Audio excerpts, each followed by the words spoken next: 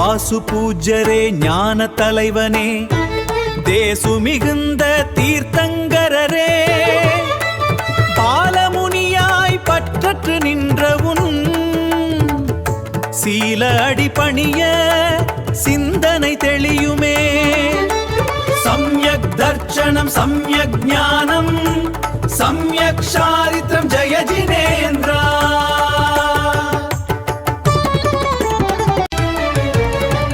சம்பாபுரியின் சத்திய சுடரே எருமை சின்னம் ஏந்திய ஜோதியே கர்வம் எனும் காடு அழிப்பாயம் கர்ம வினைகளை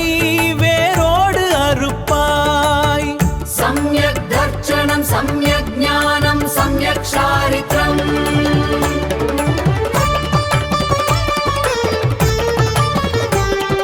மனமெனும் மத்தகம்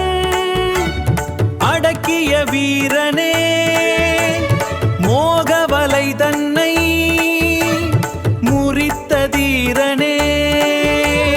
மூவுலகும் போற்றும் முழுமுதற் பொருளே